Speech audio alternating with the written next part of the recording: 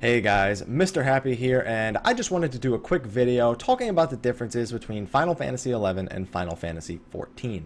Now, a lot of Final Fantasy XIV players coming over are from Final Fantasy XI, and a lot of us who have been avid Final Fantasy XIVs for a while now played Final Fantasy XI at least for a few years, so it's kind of expected that there's a lot of confusion about what sort of features Final Fantasy XIV might have as opposed to the ones Final Fantasy XI had. So I'm going to cover some of the common ground, things that both games have that might be different, and hopefully it helps shed some light on how these two games have, how Final Fantasy XIV has kind of evolved from Final Fantasy XI's original standpoint. For those of you who don't know, Final Fantasy XI was a menu-based game primarily. Now, I know most of you have played Final Fantasies previous to maybe 12 and 13, where for the most part, all of your attacks are done through a menu where you have, attack, defend, your special attacks, your magic attacks, your limit breaks, whatever, things like that. It was all done through menus, and Final Fantasy XI held true to that pretty well. However, while it means that every move is a bit more strategic, it also means that the game moves at a little bit of a slower pace. It still looks good when you have 18 players all attacking the same monster. It gives you that sort of epic battle feel that Final Fantasy has always had. However, individual decision making was usually very limited and was usually sort of like, okay, you're going to wait 30 seconds to do this, or you're going to sit around and wait to cast this one ability. You're here for this. I mean, that was more common in some of the endgame bosses where literally players would show up just to stun like one attack, and that was all they were good for. And that was sort of interesting, but Final Fantasy XIV has moved away from the menu-based game, and I think that's sort of iconic of where the games are kind of going nowadays. Final Fantasy XII was still sort of menu-based, but you started having ways to sort of program your characters to act in certain ways. And Final Fantasy XIII didn't do away with it completely, but with the way that the auto attack thing worked, it kind of feels like it did altogether. And this game is a more modern MMO style. Final Fantasy XIV, very modern MMO style game. You have action bars, but they still tried to keep some of those classic Final Fantasy traits. So while the game is faster, that doesn't necessarily mean that your decision making is less important. It just means your decision making is it's more on the fly now than it is planned ahead. Now that obviously can't be said completely because every MMO, certain things are going to happen at certain percentages. But with Final Fantasy XI, you kind of just reacted to everything that happened, and you kind of had preparations for it like minutes ahead of time. Just okay, this move's going to happen in this amount of time. Be ready for it. And I mean, that's kind of how all MMOs work, but the way it feels in 11 and 14 are very, very different. As I said, in 11 it was a much slower paced chess kind of gameplay, where 14 is more like on the fly, like, okay, we need to make a decision now, but you planned it ahead of time. It's very difficult to describe the difference between the two. I guess the easiest way is that 11 is slower and 14 is faster. Now that's the basics behind what's different about the games, but individual aspects, I get these questions a lot. This was like this in Final Fantasy XI, is it like this in 14? I get that question a lot. So I'm going to go over some of the more common ones. If I don't cover something that you feel should have been covered, please feel free to leave it in the comments below so that other people can look at it. It would be a great help. So the first thing I'm going to talk about, and this is by far the most common question I get, is the death penalty. Do you lose experience, and can you down level? For those of you who don't know, in Final Fantasy XI, when you died, you lost experience points. You were capable of losing the levels that you work hard to get, and you would have to EXP at max level quite often, even just to keep yourself at max level. In Final Fantasy XIV, that is not here anymore. You will not lose experience at the max level.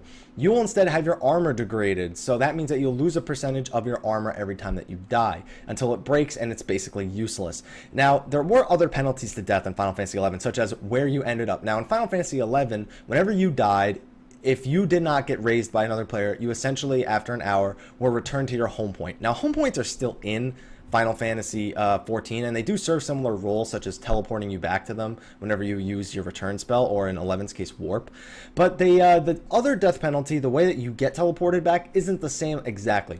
If you're in a dungeon and you die, you can essentially just come back from the entrance and you can walk back to where you were. If certain guild hests, I believe you're capable of doing this as well, ones that are prolonged and you have to go along paths to reach them, but ones that are in sort of just like a battle arena and you fight monsters until the death, people can't get up unless they're raised in these fights, and if everybody wipes, you'll be teleported out, and you will either have to be raised outside or you'll be returned to your home point. If you're not in an instance and you die, you pretty much just only have the option to go back to your home point. But getting around in Final Fantasy XIV is a lot easier than it was in 11, so this isn't as detrimental of a death penalty as it used to be. Now that's a very simple one, that's a very common one, and another thing, and this is not so much for Final Fantasy XI players as it is for new players to Final Fantasy altogether, to Final Fantasy Online games, because a lot of people throw these names around and a lot of people don't understand it.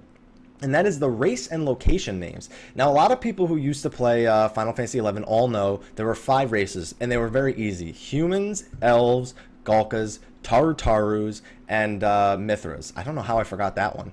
And Final Fantasy XIV has 5 very, very similar races. The Lalafell, which is your Taru, the Hior, which is your human, the Ellison, which are your elves, the Rogadins, which are your Galkas, and the Makotes, or the Makotes, however you want to pronounce it, are your Mithras. And the reason they're so similar, Yoshi P didn't design these, so he can only assume that Tanaka wanted to make Final Fantasy XI players familiar with the world. So it's kind of just falls back on the original developer's choices, because Yoshi just can't change all the races. I mean, he can change the outline of the world, but being able to describe how he changes all the races, it wouldn't make too much sense. So it's just a design choice that they're keeping. Another thing are the starting cities. Now, I haven't seen anyone do this. I'm just putting it out there. Ul'dah, Limsa Lominsa, and Gridania are essentially your Bastok, your Sandoria, and your Windurst. A lot of people know this, especially the areas that they're in are very similar.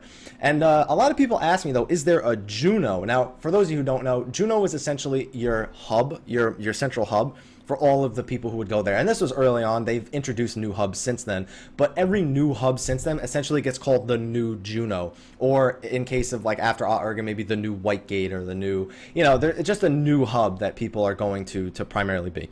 There is no central hub in Final Fantasy XIV. I mean, a lot of people in 1.0 hung out in Ul'dah, because it was the easiest place to, it was between both cities and it was just easy to get around from there. But not only that, it was just the design is very basic, it's very easy to understand. It's hard to get lost in Ul'dah. But there's no actual like Juno, like unaffiliated like city that has nothing to do with the starting zones.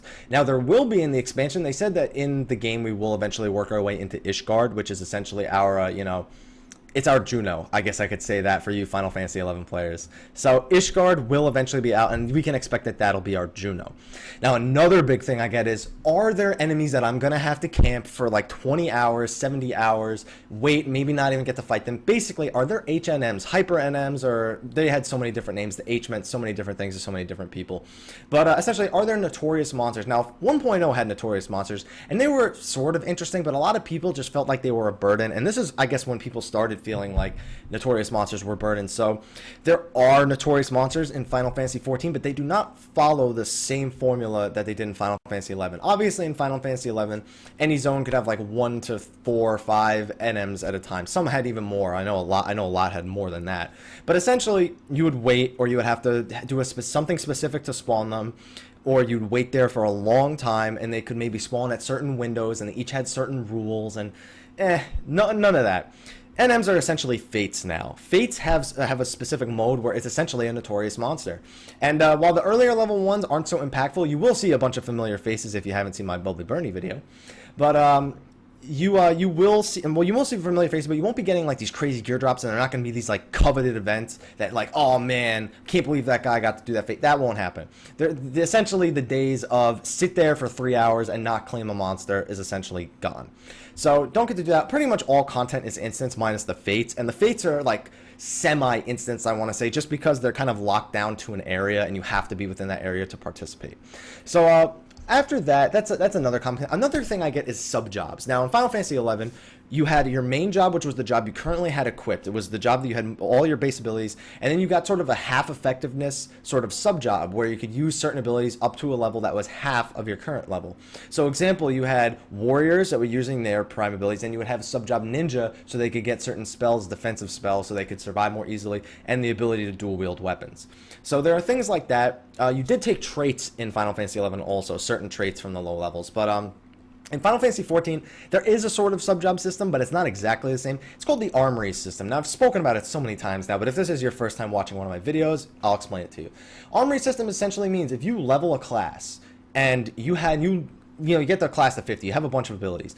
A few of those abilities are usable on all the other classes. Now, there are some rules to this. For example, Disciples of War can't use offensive magic, and Disciples of Magic can't use offensive weapon skills. But for the most part, you can pretty much share most of the abilities. Some of them have to be class-specific, some of the higher-tiered cures and some of the higher-tier weapon skills and abilities. But for the most part, if it just gives you an effect like maybe parry or additional damage or critical strike chance, you can use it. Now, even further, jobs sort of lock down the range of classes that you can take their abilities from. So, for example, Monk primarily gets offensive of abilities, so they take from only 2 classes that make sense for them to take abilities from. I have another video where I talk about all the individual, like, which job takes which class abilities. You can go check that out. But that's pretty much the difference between the armory system and the sub-job system from Final Fantasy XI. Now, while we're on the subject of classes and jobs, changing your class and job is totally different from Final Fantasy XI. In Final Fantasy XI, you had to go to your Mog house or some sort of nomad Moogle. They were usually called Moogles that were just kind of in cities and outside. They weren't in like formal in rooms or anything. And you had to speak to them. You had to click change job, and then you had to pick the job, and then you had to pick your sub-job and change. Yeah, that's all gone. All that clunkiness is all gone. In Final Fantasy XIV, you simply change your job by changing your weapon. Very simple. And if you had any of your action bars set when you change the weapon, it will essentially work. Now, with that in mind, the next question immediately becomes, well, if changing your weapon is changing your job, are there gear set macros, or can you change gear? And the answer is sort of yes and no. Now, there's no gear changing macros. You can't change gear in battle, so there's really no point in having a gear change macro. However, as you unlock additional classes, you will gain access to what are known as gear sets. I have a video explaining them in depth, but essentially it allows you to set a set of gear and whatever job is affiliated with it. And when you at a press of a button, you'll change to all that gear, and your hotbars will change and everything. So it's very simple. You don't need macros for it, and it's really easy to use. It's not clunky like maybe the Final Fantasy XI ones where people setting up 3 or 4 macros to like just change their gear so they could do one spell. None of that'll be here, so don't worry about that.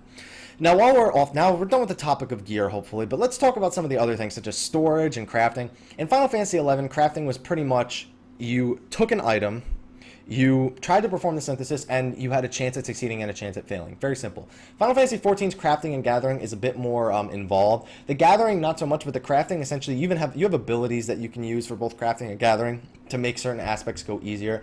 And it's more strategic than most crafting is in games, but at the same time, there's not a steep learning curve. There are going to be people who might be better crafters than you. They maybe understand certain ways to do it, but for the most part, you're sort of retaining, there's still the risk reward sort of factor where if you're doing something with a high risk and you succeed, it'll have a high reward or it'll have a great punishment in terms of your crafting.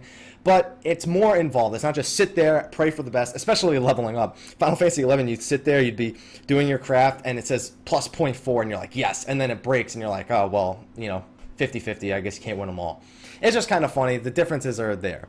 Now, storage, you don't necessarily do all your storage back in your in-room again. Now, you have a lot of different storage units. You have the armory chest, which will actually carry up to 25 pieces of each slot of gear. So head, body, legs. I spoke about it in the video as well. You can go watch that. I pretty much have all this stuff in videos, but I'm just going over it so we understand the differences.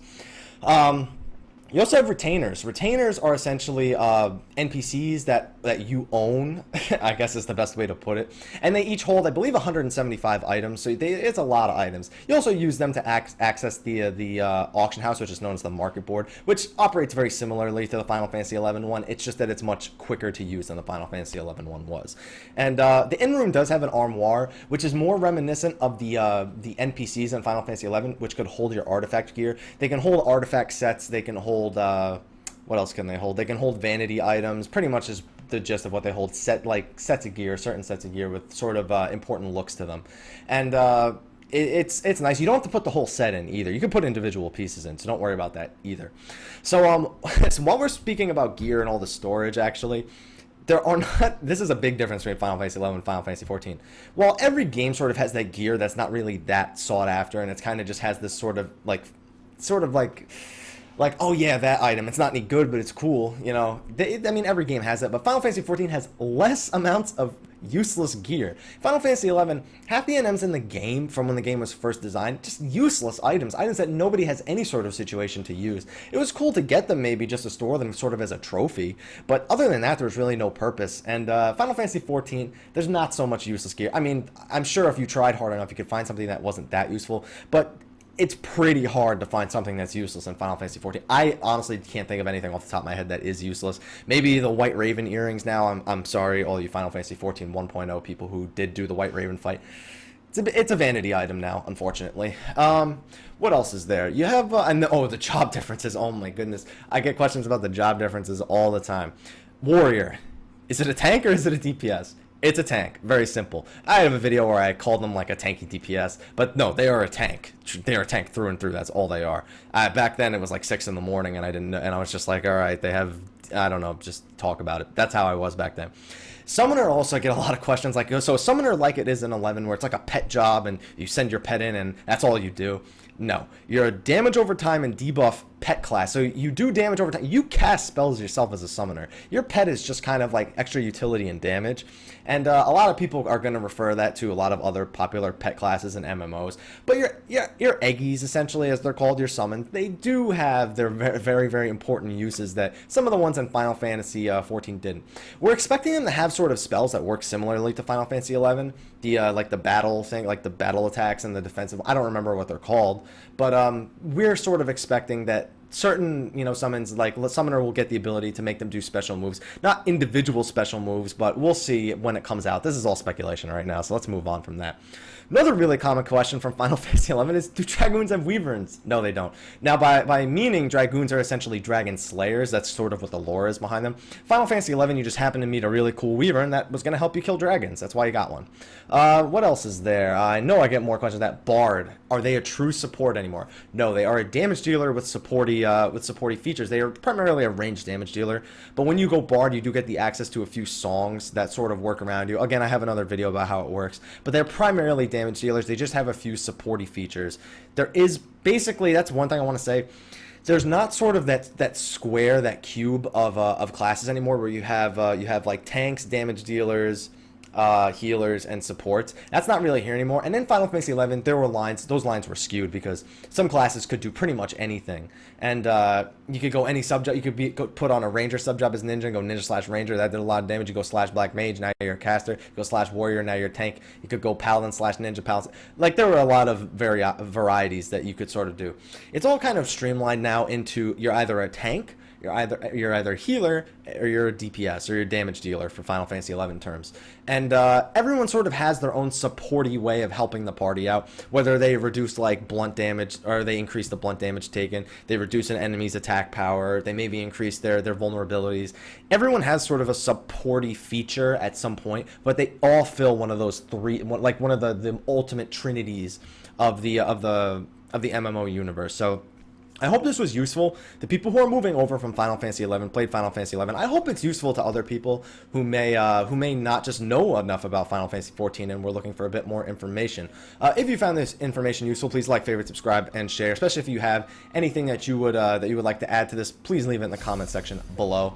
Also check out my Facebook at www.facebook.com/MrHappy1227. You can go there, pick my brain about all this stuff, maybe make some more suggestions about videos you'd like to see on the channel. A lot of them Final Fantasy related, but if you have any other non-Final Fantasy related videos you'd like to see, I'd be open to listening to that too. And finally, if you'd like to donate to my YouTube channel to ensure quality and quantity, there's details in the description below about what donations go towards. And I also take donations for charity. There's a donate link in the description below as well. But anyway, guys, thank you for watching. Tune in next time. Take care.